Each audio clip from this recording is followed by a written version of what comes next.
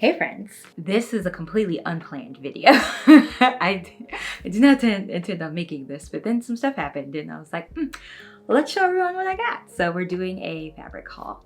We're doing a vintage fabric haul, which I'm pretty excited about. So how this came to be was my boss's friend, her grandma passed away and she was cleaning out her house and she was a sewist. And so she said, would you like to come over and like look through some things? You know, they wanted to go to a good home versus donating it. And I said, yes, I would. So all the fabric is from the 50s and the 60s. Some of it is from America, some of it's from the UK. We're not totally sure the source, but I did get quite a few things, so I'm going to show you all. I have no plans for anything.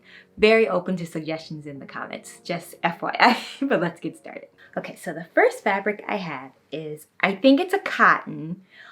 Like I said, everything is very old. This, I think the name says Bolter Fabric Incorporated. I'll do some research if I can find it. But it's just this cool mod geometric print. There's quite a lot of this. I think I measured and there's about 4 yards. It's very narrow, as you can see, which I knew the fabric would be because on my vintage patterns, they have like widths that are like 33 inches. So I just think I could make a cute top or a cute little spring dress out of that. I like the funky print and I just think it'd be cool. Like I said, open to suggestions about what you think I should buy. Next, we have some vintage denim. All of this needs to be washed, by the way. So it's all pretty stiff, but look at this. This is like hardcore indigo denim. And so I think there's about 2 yards of this and it's about 60 inches wide, I think. I did measure everything, I just can't remember off the top of my head.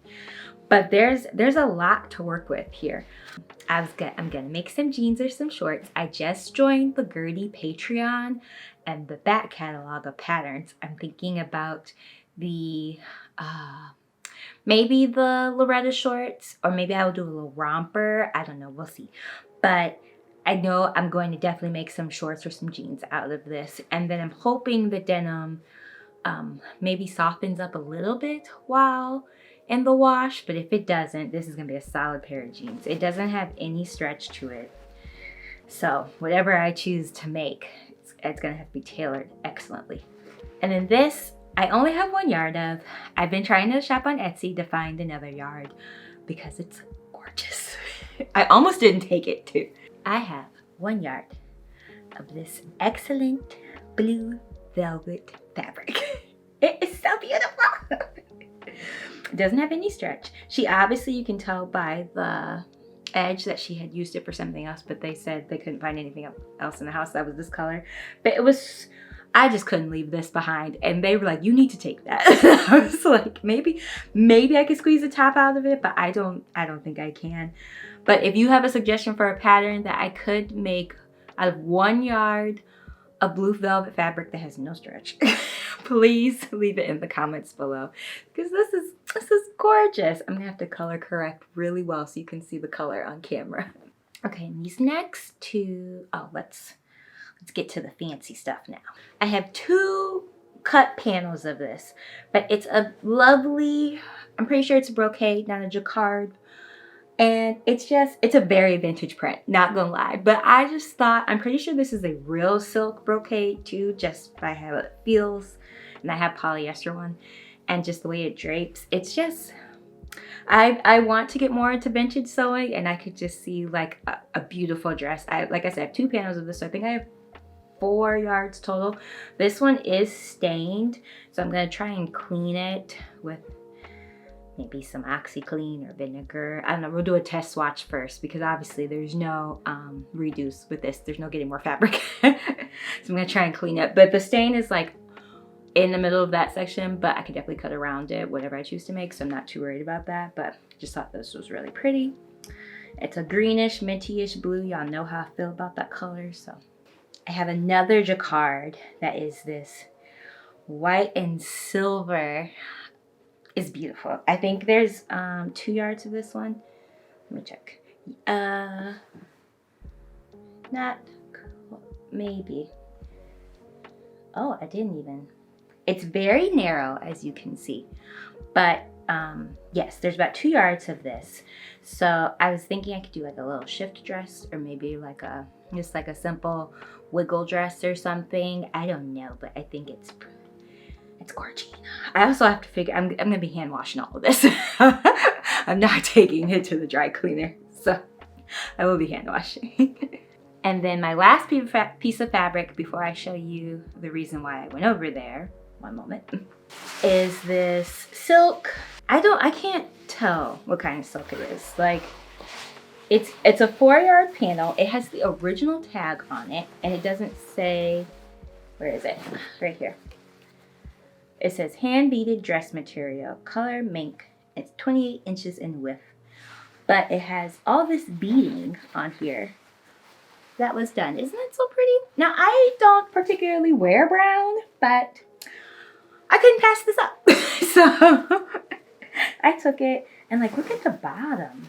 Like, so intricate. So I don't know what I'm gonna make with that, but maybe you all can help me out, because I don't quite think it's like too smooth to be a dupioni.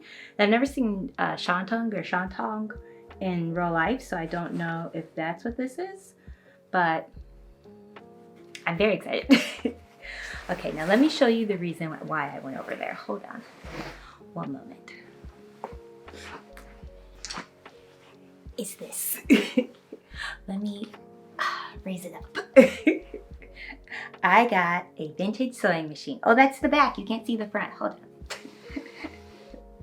There's a New House, Westington House vintage sewing machine. We think it does have a case and the plug and everything. It does work. I did find a manual for it, and I've ordered some extra bobbins and needles from eBay, and I am thrilled. I was going to get 2 of them, but then my aunt said she wanted one, so I gave her the other one that I was gonna get. It was a Kingston. It was a vintage blue Kingston with like silver plates on it. It was gorgeous too. We think this is from somewhere between the 1800s and late 1800s and 1930. That's why I've been on eBay for parts. But I did do a lot of research beforehand on how to test them to make sure they worked, and this one does. And she had like 9 vintage sewing machines. If I remember, I'll insert a clip right here of me looking at all the machines, but they are solid. She had some that were made out of cast iron, and I was like, I cannot lift this. Like, this is enough. This is my main reason for going over there, because she was selling the machines, and then she was like, well, she has all this fabric. Do you want to look through the fabric? And I was like, yes, I would. So that's how I came about this very random haul, and they were very happy to give it to someone who sewed and like could continue their grandma's legacy and keep it going, and I was very appreciative. But I'm very excited, and I also am I'm a little nervous to use this. I'm not gonna lie. Like, I've been wanting a vintage machine for a while, and now that I have one, I'm like, maybe I shouldn't use this one, and this could just be for display, and then I get another one that's a little bit newer, like 50s, 60s, which I did find one, which I am currently watching on eBay. I've been wanting to collect them. I might start collecting. I don't know if I have it in me to use this. We'll see. Maybe you all will give me encouragement to use it. But please comment down below suggestions, what you think I should make with the pattern or with the fabric that I've acquired. And I'm just thrilled. I hope you all enjoyed my very random haul, but I had to share with you all. I couldn't hold back. So I'll see you all in the next one. If you like this video, please give it a like, and don't forget to subscribe, and I'll talk to you all later.